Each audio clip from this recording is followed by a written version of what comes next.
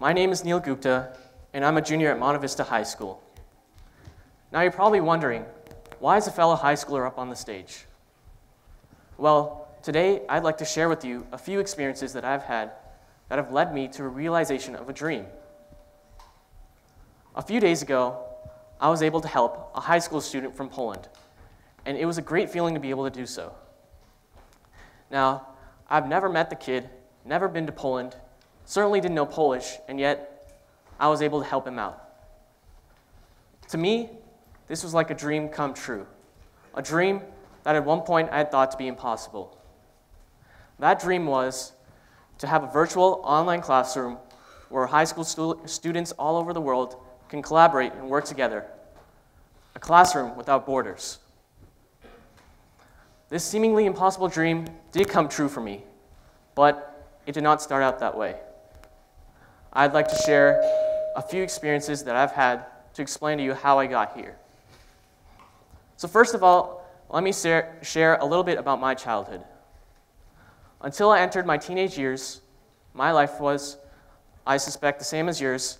I grew up in the gorgeous San Ramon Valley for most of my life. And I was given some great benefits and opportunities here. I had no reason to complain, and I was going through a pretty uneventful and happy life. I grew up in a leafy neighborhood surrounded by parks, greens, friends that I'd grown up with, and all the time in the world to play video games and have fun, which was the main objective of my childhood at that point. But at the age of 13, my parents dropped a bombshell on me. We were to move to India for 2 years, and I mean move. Pack up, take our stuff, move out, switch schools, and move all the way around the world to a place that I did not have much of an idea of. And there, we had to do the process in reverse. Find a house, move in, unpack our stuff, and worst of all, find a new school for me to settle into and get along with teenagers that I've never met before. Now, it wasn't what I wanted to do, give up the friends that I've known since elementary school, give up the comfortable room that I've lived in for so many years and I've grown very attached to, and restart my life in a strange city where I did not understand much of the language or much of the culture. But it was there that I had many great experiences that I'd like to share with you today. First of all, I settled into a city outside of New Delhi, and that town was developing at a breakneck speed, resulting in miles of construction, hardly any greenery, roads full of traffic, and a strange way of life. But despite that, overall, I liked it there. My life was full and busy, and I loved my new school and all the friends that I've met there. But sometimes I would get this sudden, sharp craving for something random that reminded me of home, such as frozen waffles. I would usually go to a local imported foods grocery store to buy them, and usually I had to pay a ridiculously high price, which I hated. But it was on one of my trips to there one day that I was stopped by a small Indian boy around 9 years of age and half my height. He was offering me pens and pencils for sale. He wore no shoes despite the baking heat. He wore rags for clothes, and he appeared very dirty. But he offered me pencils for 15 rupees, which is about a quarter in US dollars, and I had at first refused because I already had plenty of pencils. But the boy kept persisting. He was a true negotiator. And what he did was he lowered the price slowly and used every tactic in his power to ensure that I bought his product. But the most intriguing part about him was that he had a smile on his face and was very confident in his abilities. And I ended up buying those pencils from him. So that incident made me reflect. The boy was obviously leading a difficult life, but was doing his best to improve his situation and had a positive attitude about it. I looked at all the things that I took for granted and wondered, how could I help kids, similar kids to that boy, who had basically many great talents but needed a helping hand? So the small Indian boy inspired me to join an after-school program called Teach India, And it is a nonprofit organization where students from my school would go around and teach kids from the surrounding poor neighborhoods English and math using a peer-to-peer model similar to tutoring. We would set up class in a large classroom, and we would do educational activities such as math worksheets or reading aloud. We sometimes even shared jokes together. And despite the language barrier between the students and the kids, and despite the differences between the two groups, we, the students, found out that we were able to help these kids out. And I eventually learned that there are many young kids out there with so many great talents, but little opportunities. So eventually, my 2 years in India were up, and I moved back to the United States in the year of 2012. I was living in my old neighborhood again. I had my old comfortable room, and I had basically the opportunity to slip back into my old lifestyle. But this time, it was different. This time, I had found a new purpose in life. It gave me great joy and satisfaction in being able to help others. And it took me some time, but I eventually thought about making this peer-to-peer benefit available online. Why can't I connect as many students as possible around the world using an online site that involves peer-to-peer help?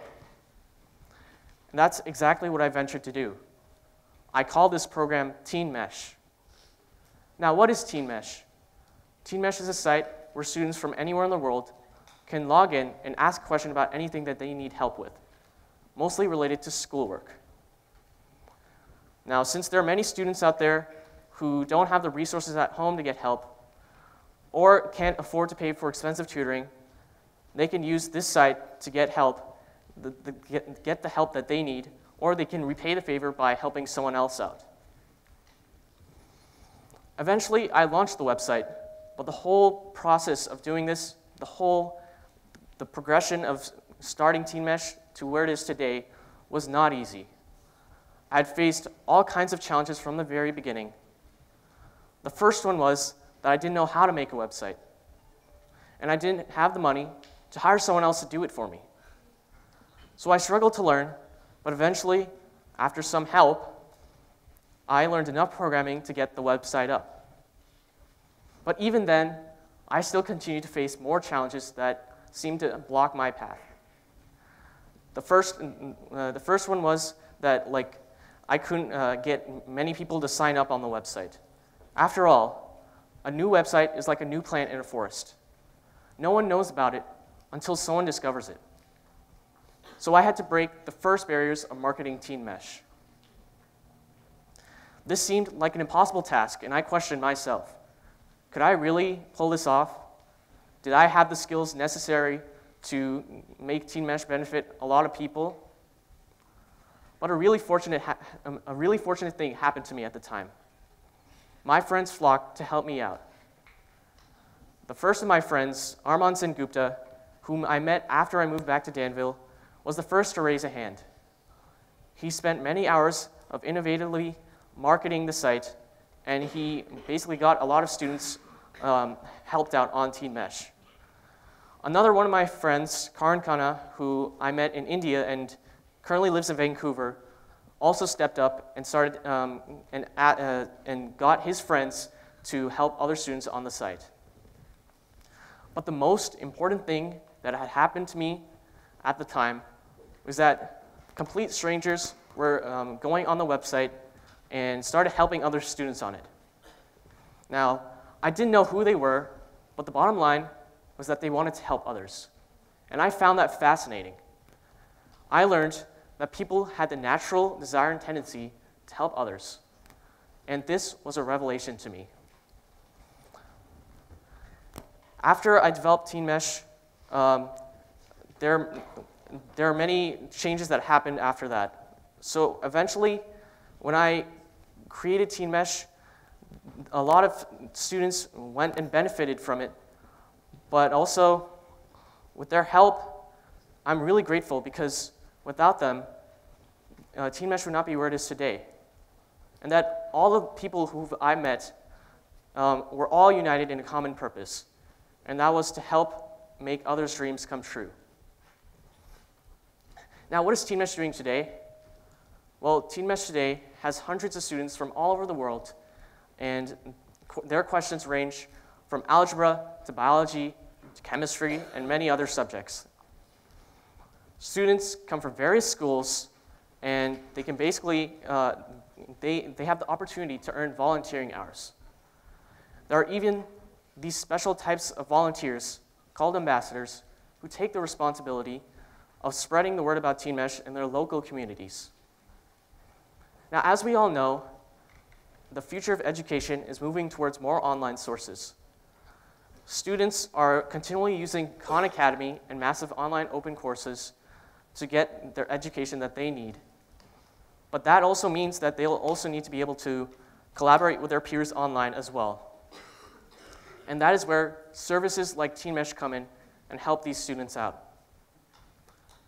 Now, why am I telling you these stories?